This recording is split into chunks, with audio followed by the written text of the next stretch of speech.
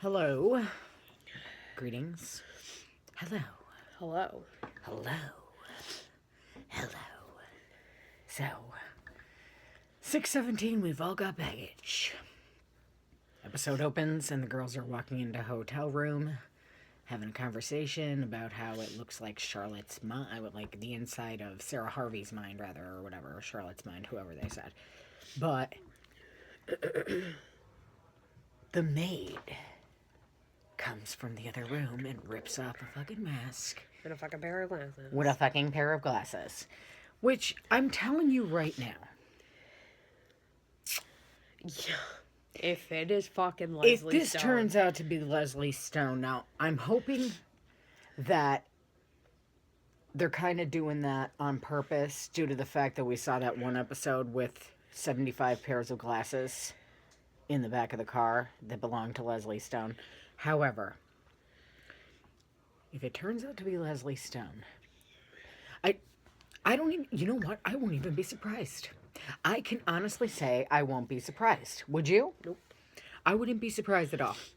Given the fact that we have Chuck turning out to be Cece, I would not be surprised if the old man is Leslie Stone.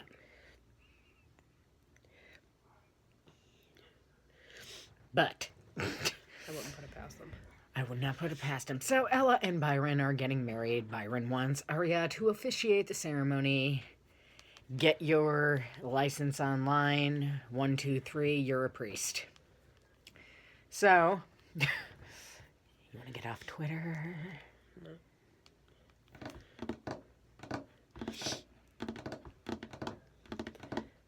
Go ahead. You said, I literally didn't pay attention at all. The baby was screaming. I was on my fucking phone. You really need to stop doing that. We see a flashback where Hannah is talking to Melissa in London because suddenly, of course, Melissa is the bad person because her suitcase was broken and this fucking piece of the suitcase is now the murder weapon. So, oh my God, it's Melissa. And we see a flashback of Hannah talking to Melissa in a bathroom at Fashion Week in London. And she's trying to call Charlotte on the phone, pretending to be Allison and saying, oh, Hannah wants to say hi, yada, yada, yada. And basically just trying to make Melissa look like a bad person. Yeah. Ren left her all this shit. Ren's name pops up. Ren. Fucking Veronica Hastings finally admits to everybody that she has cancer again, but the doctors gave her a clean bill of health, so she divulges the information to the public. And lo and behold, they find out that Yvonne, aka Toby's bitch, happened to get rid of a baby at one point. Leading some people, I'm sure, to wonder if, in fact, Emily's eggs are being confiscated by her. I'm sure there's someone out there who thinks she wants that baby. She wants that baby.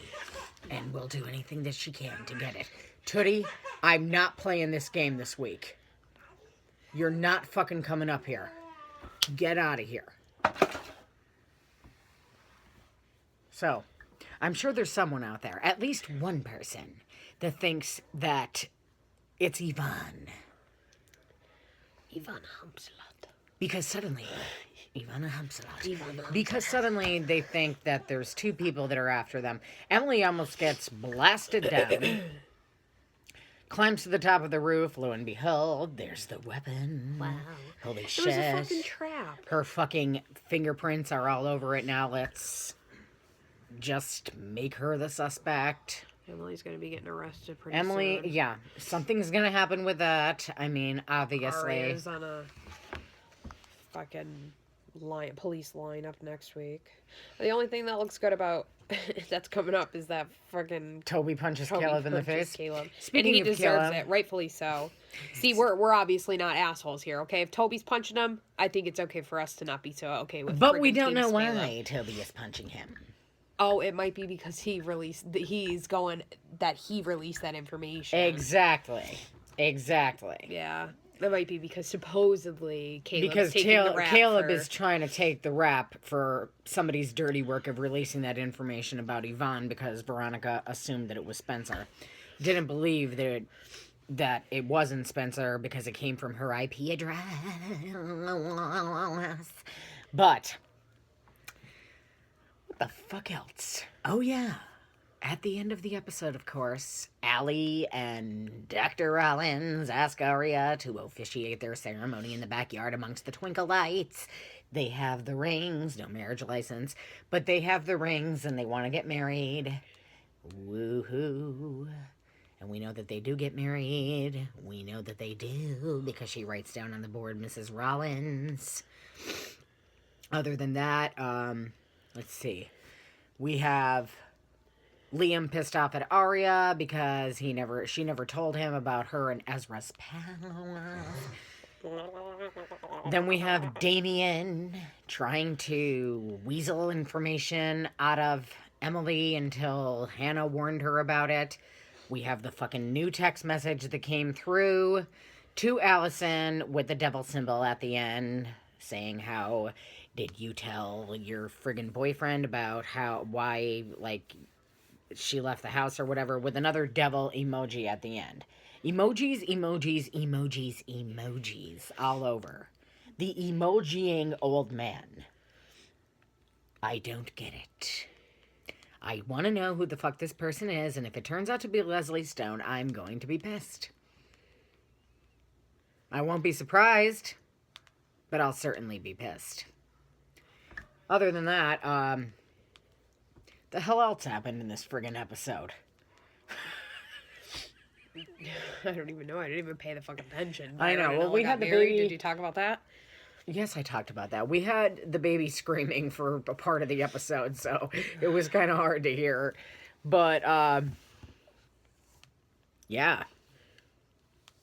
Oh, yes, Hannah is finally setting a date of May 17th for her and Jordan to make their nuptials. I feel bad, because that Sharna girl, we were supposed to FaceTime her today, but I just let her know. I'm really not feeling good. The baby's not feeling good. Yeah, and so today sucked. Day. Yeah. Today sucked. My Duncan was bad. I knew it was going to be a bad day. I knew it was going to be a horrible day. When you go to Dunkin'... Yes, when you want to know what kind of day you're going to have, just take a drive through Dunkin's drive-thru, get a coffee, and if it tastes like shit, guess what? You're going to have a really shitty day. It was not Domo, it was Nomo. It was Nomo. Very Nomo for me. I was not okay with that, and I don't feel good. Son of a bitch. This wasn't a terrible episode. I really didn't. I know. For the parts that I was able to concentrate on, it was not a terrible episode. It held my interest, especially the part about Emily getting blasted. It's not like I didn't pay attention because, I was tweeting, but even when I tweet, I pay attention. I know what's going on, but the baby was crying, and it was just not fun. Not fun for anyone. Especially when she's sick because she's a fucking bitch. I was in a...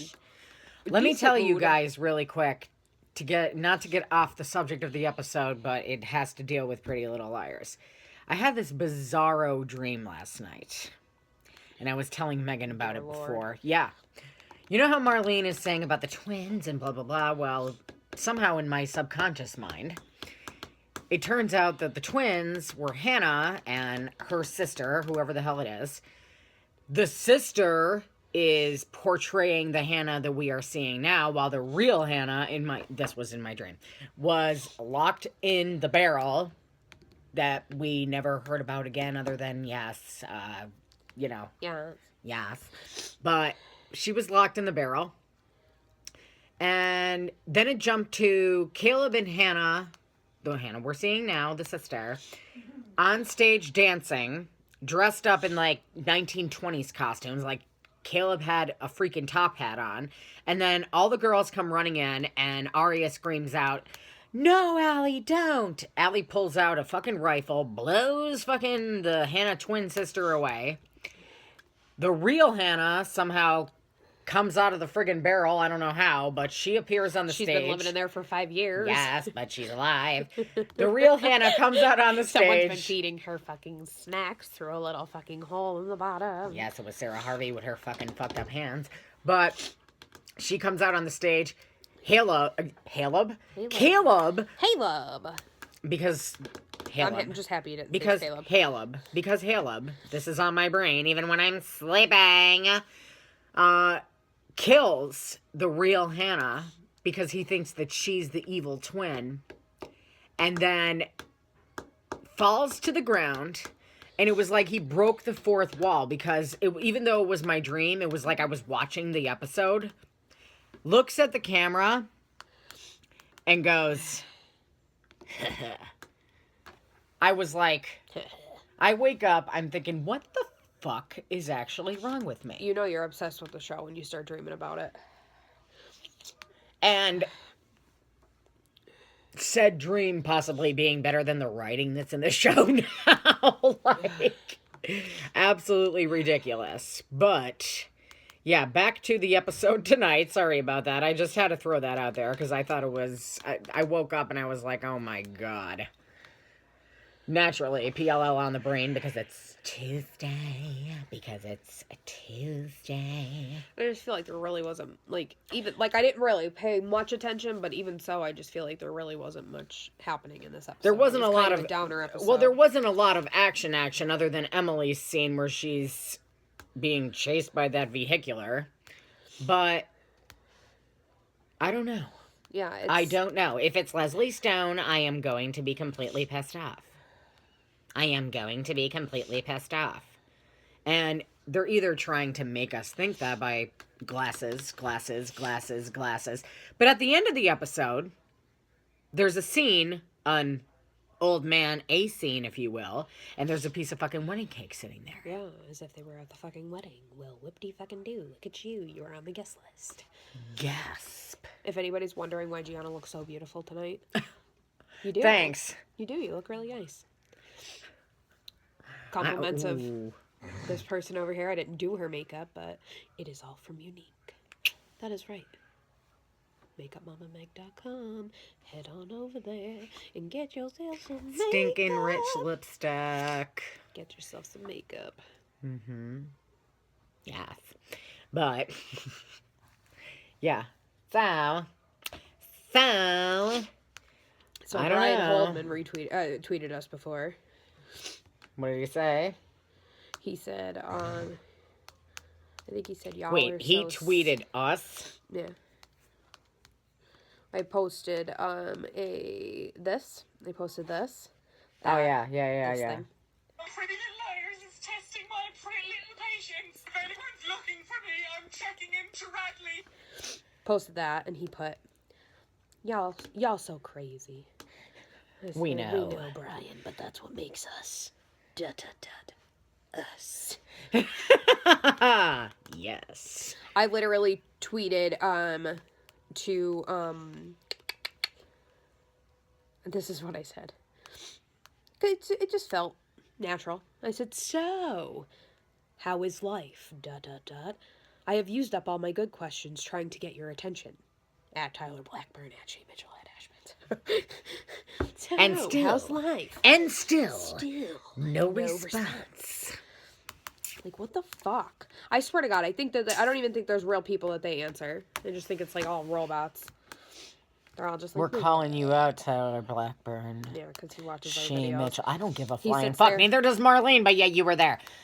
We're calling you out. I know Marlene watches our videos. She watches our videos and, like, in her mind, she's got, like, that writer's mind. She, like, plots our death and stuff in her mind. She hates us that much. I already know it.